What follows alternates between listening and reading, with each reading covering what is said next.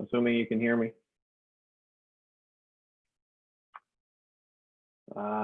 Okay, well, thank you for this opportunity.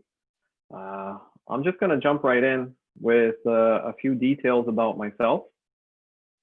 I grew up in a small French Acadian fishing village near Yarmouth, Nova Scotia, where most people were involved in either the fishing or teaching industries. Not a lot else to do in those areas.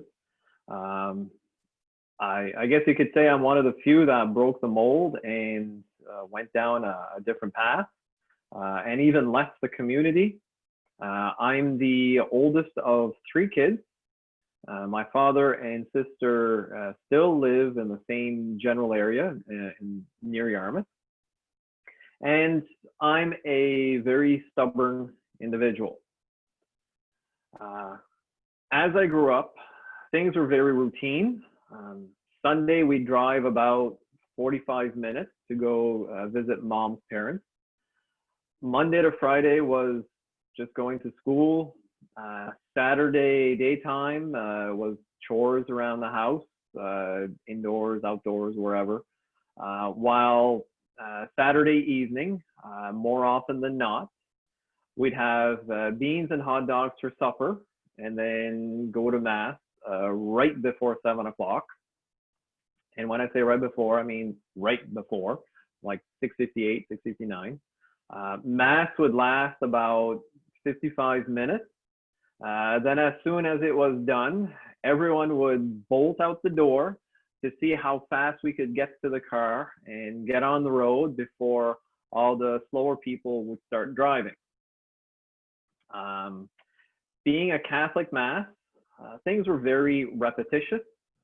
You show up, you sing a few things, I'll say things and not hymns, repeat a few things, hear people read the same things from some book that you got as you walk in, repeat some prayer for the dead sometimes, and for some other people, didn't really pay attention too much. Following this, the priest would go on about something. This is where most people would zone out or possibly even fall asleep. How many of you have watched the show Charlie Brown, the cartoon Charlie Brown, and remember the teacher in school? All you could hear the teacher say was wah, wah, wah type of thing. Anyway, for those of you that watched the show, you kind of know what I mean. That's kind of how it was for me going to mass. So I'm sure you figured I found it boring. By the time I got my driver's license, I was able to get out of the house and hang out in town.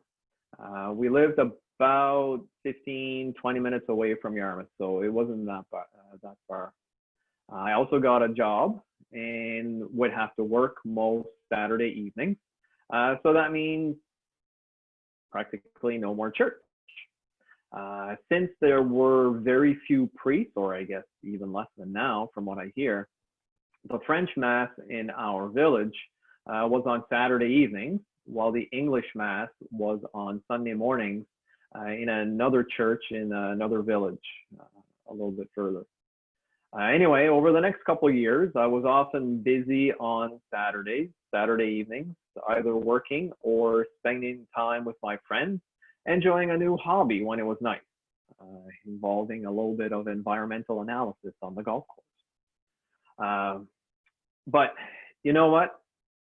I remember on at least 2 occasions, just being alone, being in my own thoughts, thinking, what am I doing here? Like, really doing here? Why am I not a bug or some other animal, some other creature? Like, why do I have my own thoughts? Why am I not looking down on the earth? Like, why am I? Who am I? And why do I have my own individual thoughts? There has got to be more to life than just this. Fast forward another couple of years, and actually it's probably more like 3 or 4 years. I'm living in Halifax, going to university. I'd go drinking with friends, but I don't think I was a troublemaker. Never got picked up by the police or damaged anything or woke up in the drunk tank or anything like that. I remember going to Mass in Halifax a couple times. Once at St. Mary's University in Boudreau downtown. It was nothing great. No one spoke to me or asked me who I was, what I was doing there. But who knows? Maybe the person sitting next to me was a first-time visitor too. Anyway, regardless, I did not return. I graduated university and started working my first real job, which means I could buy a car again. My girlfriend moved in with me against my parents' wishes. You're living in sin, they would say. I wasn't exactly sure what that meant. Living in sin lasted about a year. Summer 1999, I met someone else, but she was different. She was friendly and all, but refused to go on a date with me. We hung out on occasion, went to some hockey games, but her brother and a friend were always around, so we were never alone. Fast forward again, December 2000, so about a year and a half later. This person invites me to a Christmas party at someone's house. I accept the invitation, and I am shocked at what I see, like really shocked. This party is unlike anything I had ever attended. There's a couple dozen people, mostly around my age, all walking in with Bibles and delighted to talk about things of the Lord. That night, I recall everyone was all excited because someone was saved. Again, I had no idea what that meant. Shortly thereafter, the same month, I'm invited to attend the Sunday School Christmas program at Bethany Gospel Chapel in Dartmouth. I don't remember much about that night other than it was just a small group, but the focus was clearly on Jesus Christ. I'm also told a few years later that my clothes didn't match. Anyway, don't tell her I said anything. She's actually not here right now, so she doesn't know I said it. It's not important though. January 2001, so roughly a month later. This person comes to see me after work one Friday evening outside my office. So we're just parked in the parking lot. We talk about things of the Lord. I asked her out on a date. She declined. She declined the date and instead asked me if I was scared to die. Like, really? Like, seriously? You're asking me that right now? Am I scared to die? Like, that's the most bizarre question anyone has ever asked me.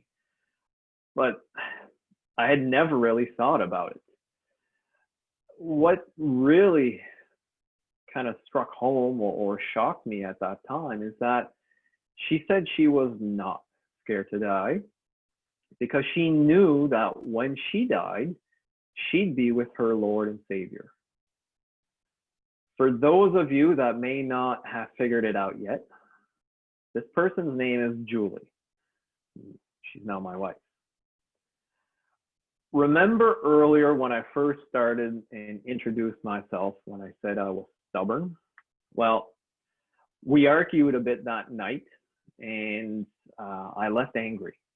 I peeled out of there as fast as I could. I left a pretty good strip too, but that's besides the point. Anyway, actually Gerald could have been proud. Anyway, by the time I got home, about 20 minutes later, there's a voicemail from Julie suggesting I go buy myself a Bible and read the book of John. So the next morning, I go buy myself a Bible and I start reading John, but I have so many questions. I don't understand. Even though it was a New King James, the language was clear, but I didn't quite understand what it was talking about. Like, I had so many questions. So I caved, and a couple days later, I called Julie. We go back and forth with questions and answers, and this lasts for months. Like, I'm gonna say a year. Actually, yeah, it was at least a year. February 2002. At this point, I've been attending most meetings on Sundays at Bethany Gospel Chapel in Dartmouth, as well as an in-home Bible study on Thursday evening. Before one of these Bible studies on February 29th, leap year, three of us go out to supper. So the name Sandy McCachran, I'm sure some of you have heard the name, Julie and myself. That was a very embarrassing supper for me anyway. I'm sitting on one side of the table. They're sitting on the other side of the table. And they asked me what my problem is. We talk, ended up being fairly emotional. And I ask if we can leave as soon as possible.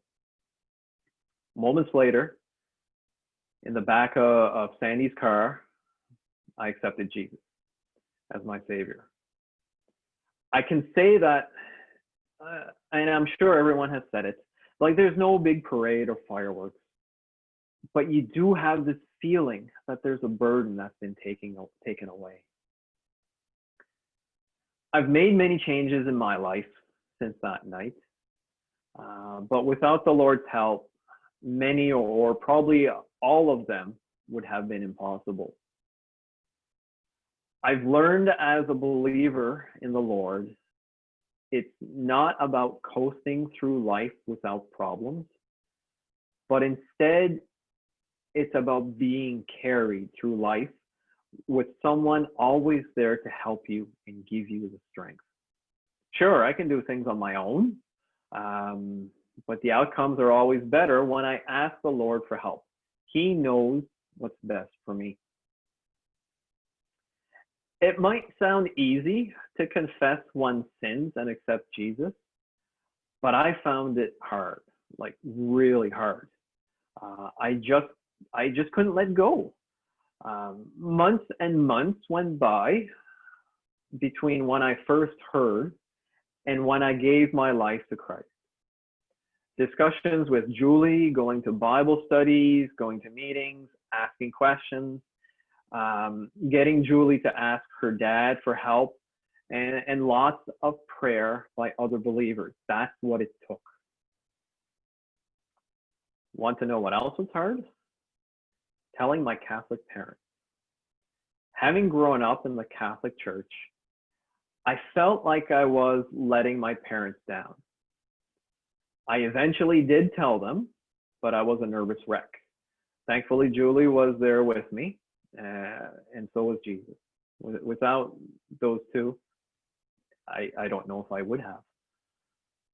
From then on, every time we went to visit my parents in Yarmouth, we went to a small assembly about 20 minutes away from the house called Living Waters Christian Assembly.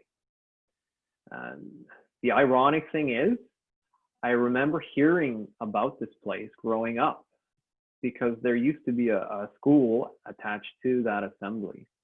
And one of my friends from high school started her schooling there before it ended up closing. So she didn't finish her schooling at Living Waters, but finished it at high school with me.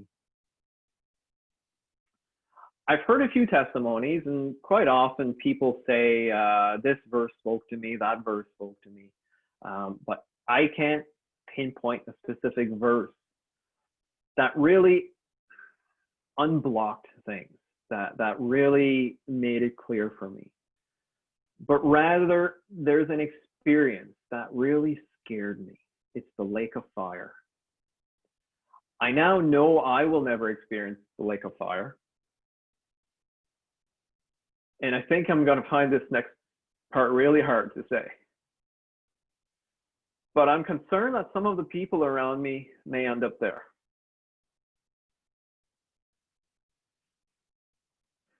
Just before my mother died in 2011, she asked if it was too late and if she was going to be condemned to hell. Of course, at that time, it wasn't too late. I tried my best to make the gospel as simple as possible. But I know it's up to her. It was up to her to accept his invitation. Just a couple days later, she became unresponsive. And in her last days,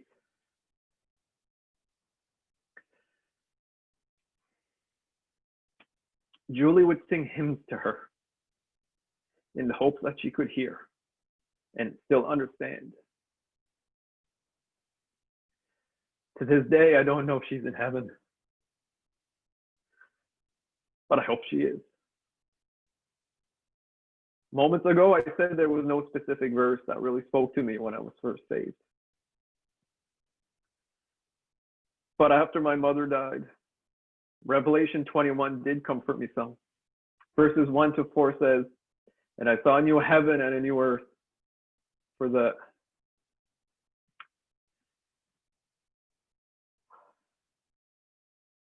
first heaven and the first earth were passed away, and there was no more sea.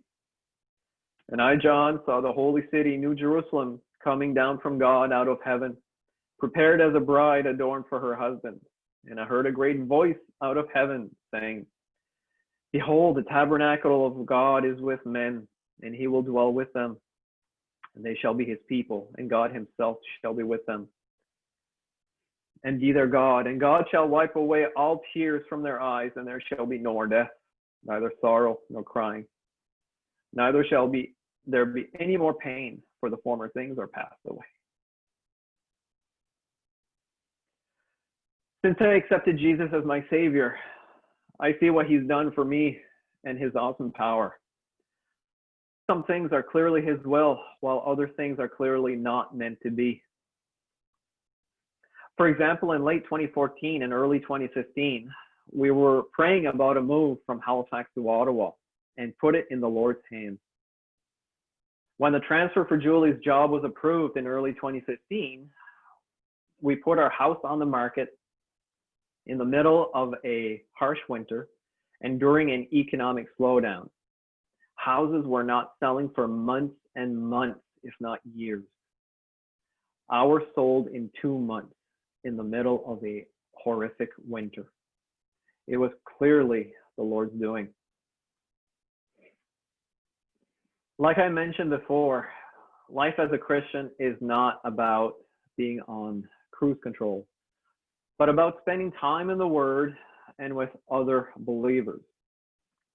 It might be harder to do in person for the moment, but think about it.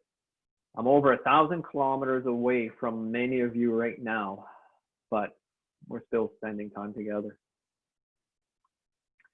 So if you're as stubborn as I am and as lost as I was, I encourage you to read the book of John, as Julie advised me, and don't be shy about asking questions.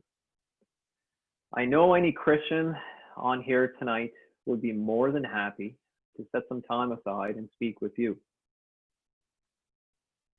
Don't delay, don't wait. Matthew 24, starting at verse 42, says, "Watch therefore, for ye know not what hour your Lord doth come. But know this, that if the good men of the house had known in what watch the thief would come, he would have watched, and would not have suffered his house to be broken up. Therefore be ye also ready, for in such an hour as ye think not, the Son of Man cometh." So thank you very much for the opportunity to share my testimony with you. And I believe if there are any questions, now is the opportunity.